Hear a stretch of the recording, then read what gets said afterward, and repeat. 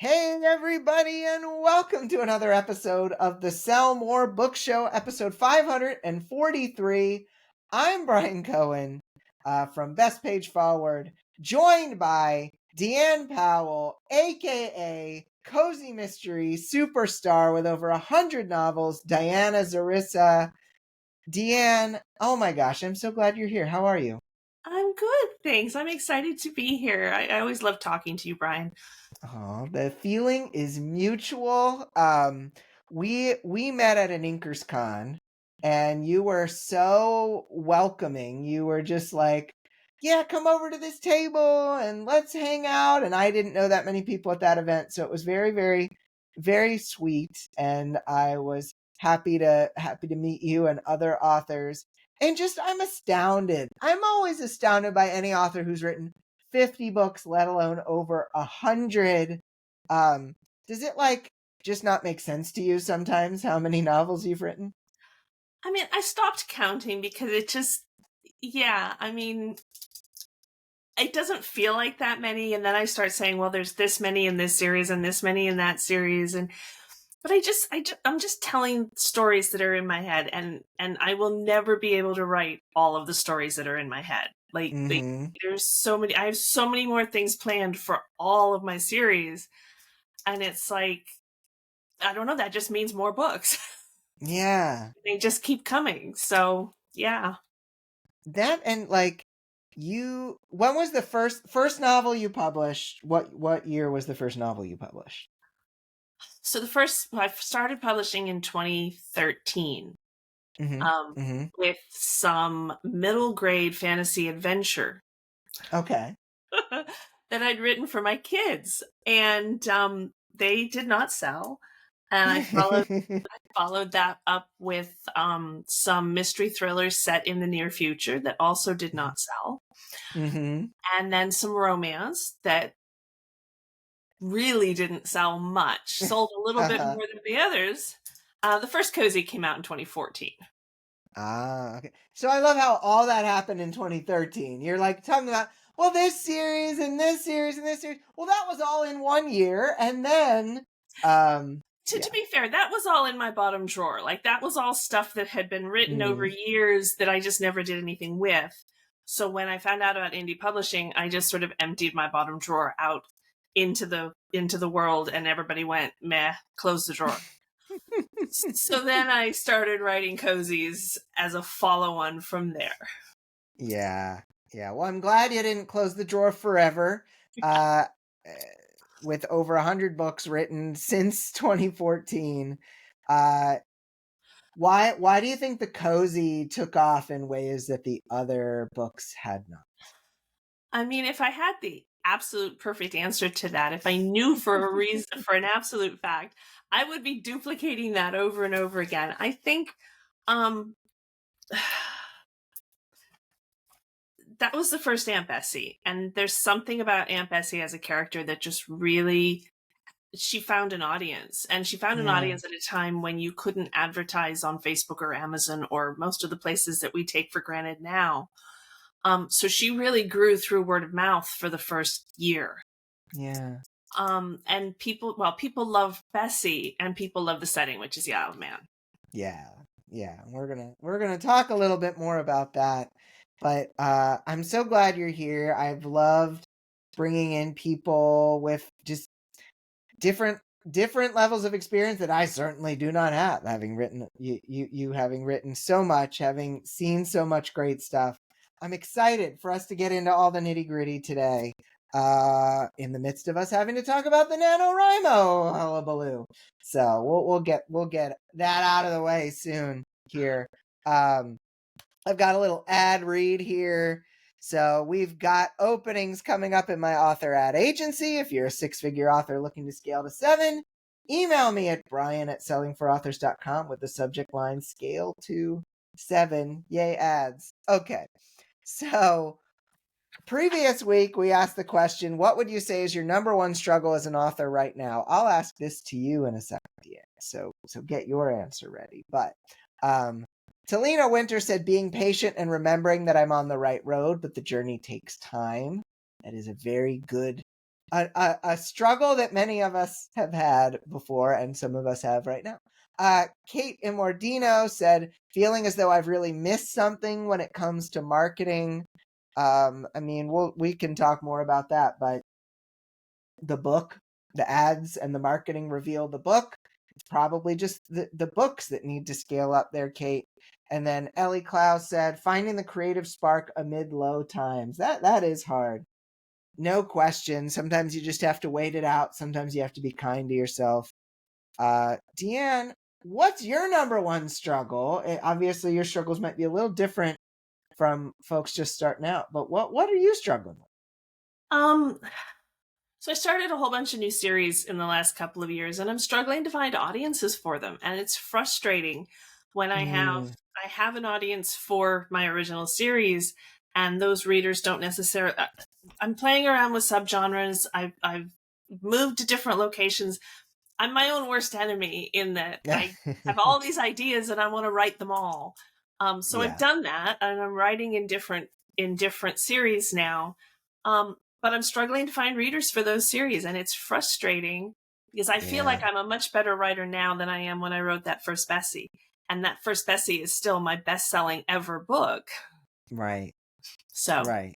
Yeah, that is tough. I mean, I think some people do the whole portal thing, like, oh, Bessie went through a portal and now she's in space, or her daughter's in space or something. And it's like, yeah, you could do that, but it's like, you want to kind of make it of your own merit. And so that's a challenge. We'll see. I'll think of some stuff for you, but because that's what I like to do.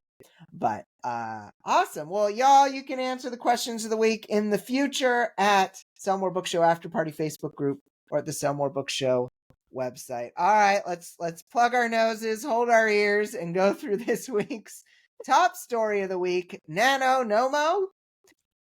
A statement released by the National Novel Writing Month organization on AI has caused controversy just 2 months before the annual attempt to write a full-length book, according to The Direct and The Verge. The organization behind the yearly challenge released a statement about AI in writing, stating that, quote, we recognize that some members of our community stand staunchly against AI for themselves, and that's perfectly fine. As individuals, we have the freedom to make our own decisions, end quote. Post received significant backlash and had one writing board member stepping down. My own social media thread was littered with posts about the controversy. It's not the first struggle Nano has faced after accusations of grooming in local writing forums associated with the organization took place earlier this year. Deann, I imagine your Facebook thread was also littered with posts. Well, threads, because I pop on threads every once in a while. It kind of blew up everywhere. Yeah, this is a tough one. And I mean, AI is such a hot button topic, and so many people have such strong opinions. This is a challenge. As an author, it's not my place to tell anybody else how to run their own business. So I do not wade into the controversy on either side of the AI debate. I don't know. Nano's statement was a little. It was unexpected. Some of the things that they said, or the way that they said some of the things that they said. I think that's a good way of putting it. The way that they said it, it was almost like defensive from the start, which made it open to misinterpretation, I would say, which we're going to talk about again in a second here. But I always try to keep an eye on anti-AI Facebook and pro-AI Facebook, and I know you have thoughts on this too. But one of the things that pro-AI Facebook was saying was that, wait, so you're going to say Nano, yeah, sure, there was this whole people grooming young writers earlier this year, but AI is the thing that's going to set you off? I mean, they have a point. Is really like misconduct, alleged misconduct in the way that was set out earlier this year. Is that did not get as much fury as this has gotten. And I It don't seems. understand that as a parent. The idea that someone within the organization was not this. I'm not surprised that these any group like this is going to attract those kinds of people. Mm-hmm. What upset me was when I read about it was how it was handled by the organization. Right. And also, Nano has some history with working with some I don't want to call them duplicitous presses. some allegedly duplicitous publishing entities, we will call Yes. them. And that doesn't cause any controversy with the general writing community.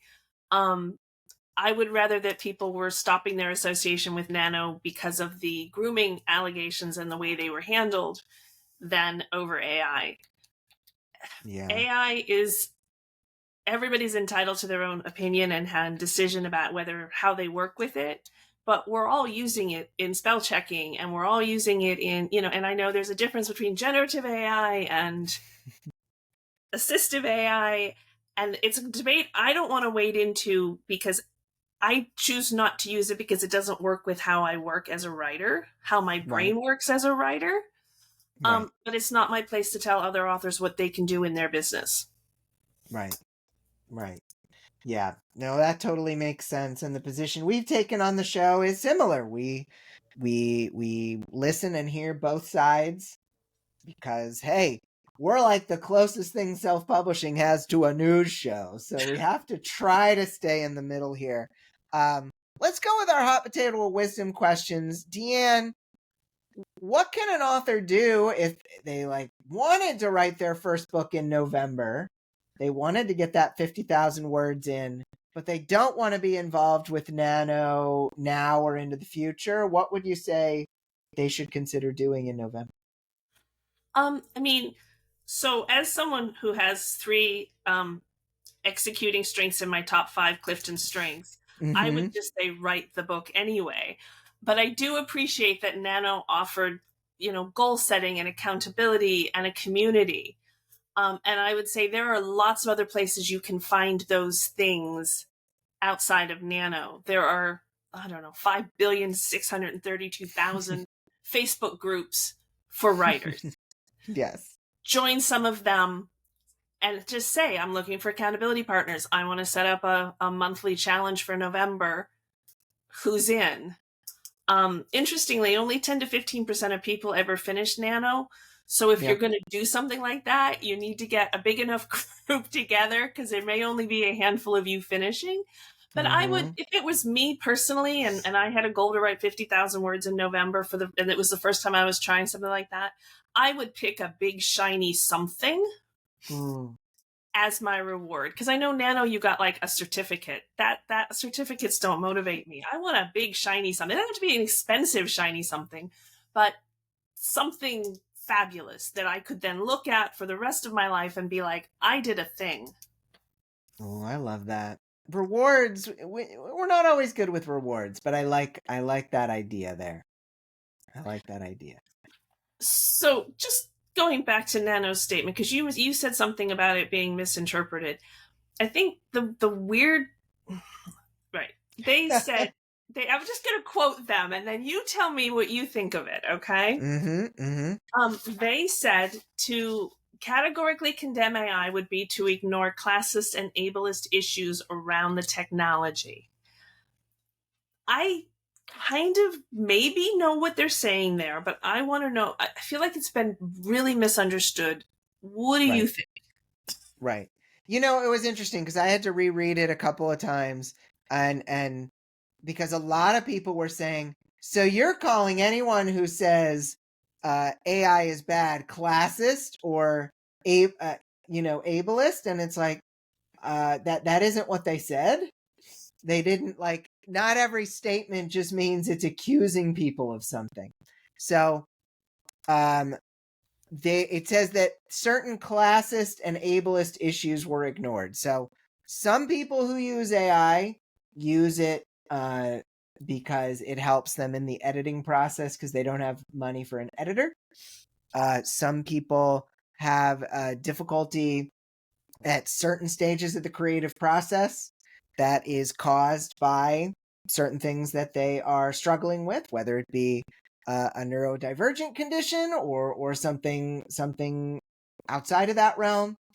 And so it is I think the statement was trying to say some people use generative AI for those reasons, due to a financial reason or due to a disability of some kind. That's what they were saying. For them to say it in such a way that, hey, if you hate AI, you are ignoring classist and ableist issues, opened them up to them being accused of calling people a name. And so that was what got, the way they said it, the way they framed it was almost, confrontational from the beginning, And which, then, yeah. yeah, I mean, that was the word I was going to use. It's confrontational language, and people didn't take it well. It But reminds me of like, what was it? Cockygate and like the whole like a cease and desist letter, like coming at it from a place of anger, and that being the thing that was, it wasn't like the fact that a cease and desist was issued. In this case, it wasn't the case there was a statement. It was that the statement or the letter or the whatever were angry in tone, yeah, or could at least be interpreted as angry in tone, and that's what led to the issue. I think it could have been handled in a way that wouldn't have blown up, but it probably still would have blown up in a smaller way. yeah.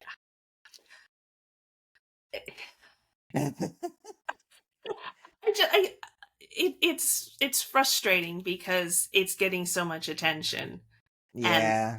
some of the other issues in the past did not. Um, I feel bad for authors who really love it and love the community there, but again, there are other places to find that community, and hopefully, people will be able to. I don't want to. I don't know. I'm Yeah. gonna stop I there. agree. I agree with you. Well, let's get into the lightning round here, Deann. So we need a lightning sound. As you mentioned off the air, lightning doesn't really make a sound, but you can make a thunder sound, and then we'll get into the fun. Thunder sound. Let's go. Ooh, that was good. That was Oh, good. okay.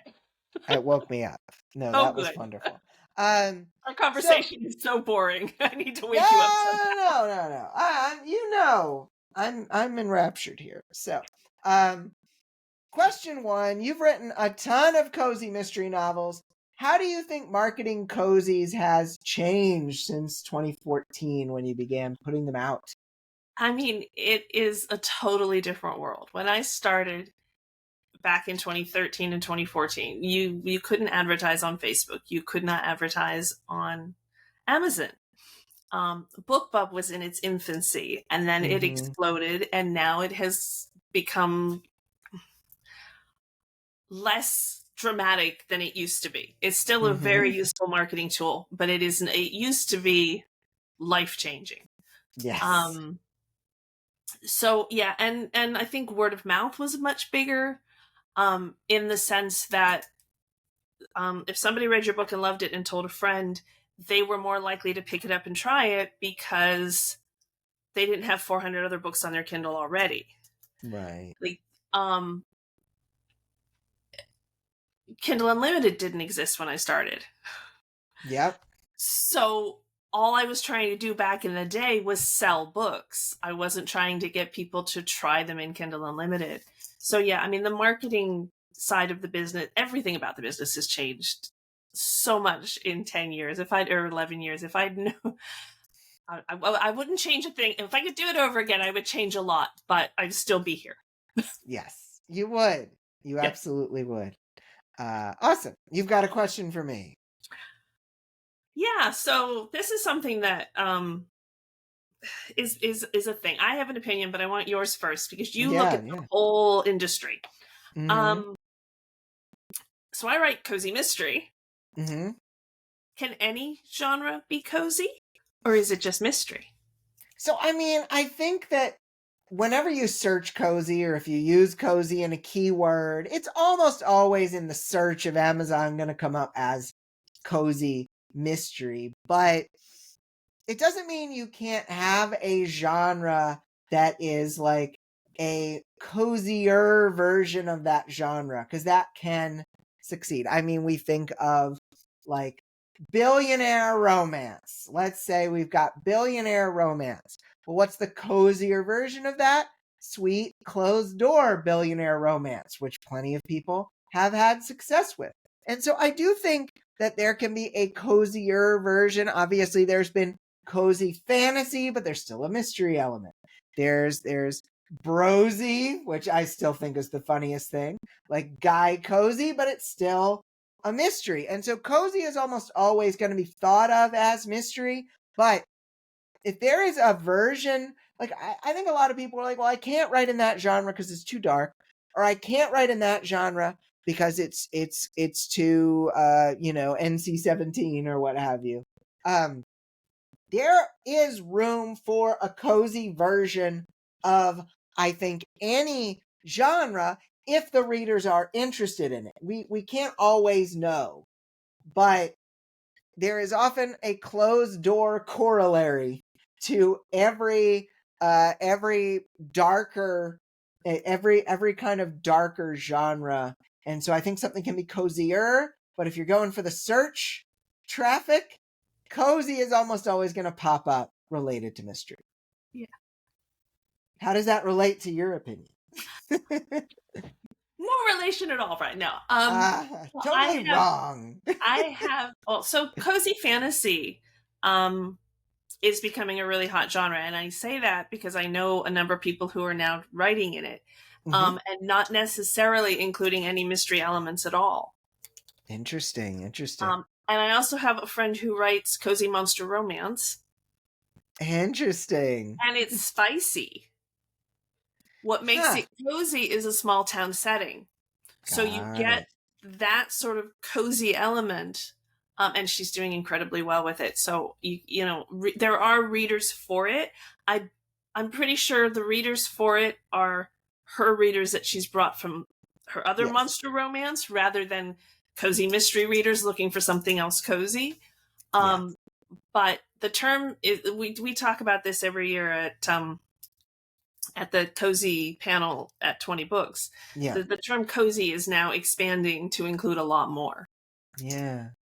Yeah. That totally makes sense. Well, thank you for your cozy opinion. Um, next question here. When you and I met at Inkers, you said I was much different in person than you perceived. And we got to be buddies. But when do you think, when you get to know, what do you think you get to know about a person that you don't really get to see online when you get to meet them face to face at these conferences? I mean, so much. Yeah. Everything. Anybody can be anybody online. Yes. My husband will probably kill you for me saying this, but I met my husband online Mm-hmm. Mm-hmm. back in 1995, 96, like a Yeah. long time ago. Yeah. Um, and when we actually met, and we emailed because that's all you could do back then. We Right. held Right. Right.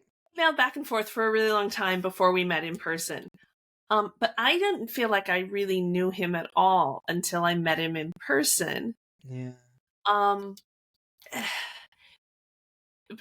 and we were both completely honest about who we were because it didn't occur to either of us to lie. It was a more innocent time in the Yeah. 90s when the internet was just starting up, and my mother was convinced he was an axe murderer, but um, I feel like people have personas online, and for some people, for you, for instance, you're running a business. You have a business face that you put on when you're Yeah. doing business things, right? And I'm the Yeah. same way with my author side, right? I'm when I'm Diana Xarissa, I'm a certain way. Mm-hmm. And that's not any different to who I am, but it's not as much of who I am, maybe. Right. Right. Yeah. Yeah, no, there's like it's like sliders in a video game, right? You like slide up the business side of you or slide up the true personal side of you. That Yeah. totally makes sense. Yeah. Yeah. So we did meet at a conference. We actually met. You won't remember this, but we actually met at 20 Books in 2019. Yeah. I I'll tell you probably that met story you. sometime. Now I remember because I met you probably with Annie, right? No, I'll Really? tell you the story. I'll tell you the story I sometime. want to know everything right now Tell you on the air. No, story. we can talk about it off air. But yeah. But you go to more conferences than I do, and I go to a fair few. But my Mm-hmm. question for you is balancing going to all those conferences with your home life and your Mm-hmm. work life, because sometimes it gets complicated. Yeah. Yeah. And it absolutely can. And I think that you really have to be kind to yourself. Like when I've been traveling to conferences, I'm now giving myself the next work day off. You need the next work day off because if you try to go right back into everything, yes, even though if you're behind, if you go right back into everything, you're just never going to catch up. And look, you covered your face. Everybody does it. Everybody tries to work twice as hard when they come back. Absolutely. But that part just isn't going to work because you need to catch up on family stuff. You need to, like, I have a young kid. I know when I come home, yep, I'm going to pull more duty. So I'm not going to get to rest in that way because I want to be fair to my wife. But like, you need to be kind to yourself. You need to give yourself time off to recover. You need to remember that you can't just always work your way through problems. You need to recover. Okay. That's what I've tried to do better, even though I haven't always succeeded. That's actually really good advice, and I'm gonna take that to heart, because that is the one thing I am terrible at. Because I come home from a conference and I'm like, okay, tomorrow I need to work 12 solid hours to try and make up for everything that I missed while I was away. Yeah, But yeah, maybe a day off exactly. would actually reset my brain better than trying to push so hard. Yeah, yeah. Hey, we've all done it. We've all been there. And this became a rule for me because of my past misdeeds. So, um, Deann, last question. What do you think makes an awesome cozy mystery that most authors who try to write in the genre, what do they miss about the art form? I mean, I don't know that they miss it, but for me, my books are all about the characters. Yeah. And I talk to so many cozy authors who are like, oh, I have to make sure I have X number of clues and X number of suspects and X number of red herrings. And if I haven't put 3 red herrings in before the middle of the book, I don't worry about any of those things. Mm-hmm. My Mm-hmm. focus is 100% on my characters and how they're developing and growing from book to book across the series. Now, I write really long series. I write alphabetical titles, so 26 books. So I know that my characters are going to have a lot of growth, and we're going to have marriages, and we're going to have babies, and we're going to have all these things. And that's, I think, what gets my readers coming back. Obviously, they come for a good mystery as well. And I do try and write a good mystery as well. Yeah. But I'm developing all of my characters, my main characters, my side characters, that, a minor character does this or that, and then there are repercussions 3 books later, and all of those things all sort of tie together, um, to hopefully keep the readers coming back and keep the feeling there, the cozy. These people become your friends. These people become your family. You want to go and hang out with Aunt Bessie and her friends again because you've been hanging out with her for 38 books now. Yeah. So you want to spend more time with her. I want to Yeah. spend more time with her. And I mean, I write my characters from a place of I love spending time with them. Right. I want to know what else is in Bessie's life, where Bessie's future's going. So, Yeah, and your readers, I think they pick up on your investment and it leads to their investment. So that absolutely makes a ton of sense. Thank you. Great answers. We need a question of the week. We talked off air about a potential question. Do you want to go in that direction of Do you want me to cozy ask you a related question, question? Bryan? So this You is can so ask not me. it's not the exact same question, but Oh no, you that's fine. posted on Facebook the other day that you were writing another book. Mm-hmm. I want to know, when are you going to write fiction again? Okay. And if it wants to be a cozy mystery, I'm more than happy to share all of my tips. Okay, I love it. So let's spin this question. I'll answer this question, but for the audience, if you write fiction, when would you consider writing nonfiction? If you write nonfiction, when would you consider writing fiction? For me, I don't know. It's a good question. I think that for a long time, and I feel like we've talked about this. For a long time, I felt like something less because I didn't have a successful fiction series. And look, I've sold 10,000 plus books in a fiction series. So it's like, what's everybody's level of success that they think someone has to have in order to teach? I don't know. But, I've come around to like, there's a bit of an identity shift with me of just like, it's also okay to just coach people who are super successful and not having had as much success myself. And so I don't know if I am going to at any point this year or next year, but maybe 2026, Deann. Okay. So there we go. I just feel like the creative muse is like bubbling, and you got to indulge it once in a while. I know, and you're right. I do need to indulge it more, and it's something I'm working on. Okay. That's why I'm writing nonfiction versus nothing. So, but yeah, you can answer the question of the week. If you write fiction, when would you consider writing nonfiction? If you write nonfiction, when would you consider writing fiction? At the Sell More Book Show After Party Facebook group or at sellmorebookshow.com. Deann, when you tell people, hey, go to my website at dianaxarissa.com, do you spell it out every time? Like it's DianaXarissa.com? Pretty much. Usually I just hand them my card so I don't have to spell it. I will say, in my defense, this was never supposed to be the pen name that took off. Right. I have 3 pen names, and this one was not supposed to take off. This one was supposed to just be, it was my romance pen name. I thought it sounded romantic. And then, yeah. Because the romances were set on the Isle of Man, I set the first Bessie on the Isle of Man, so it made sense to use the same pen name for that. And here we are. And here we are. And hey, if you ever start a podcast, it can be Xarissa Explains It All. There you go. That's actually very clever. I like that. Thank you. I try. Well, it's been awesome having you here, Deann. We're gonna do another episode, so you'll be back next week too. But I loved getting to pick your brain on these things, and I really appreciate you spending this time with me today. So I had a really good time, except for the nano conversation. So I know we had to get through it. We'll have other topics next week. It'll be good. I agree. Well, for Deann, I'm Bryan. Have a great week of book selling, everybody, and we'll be back next week with episode 544.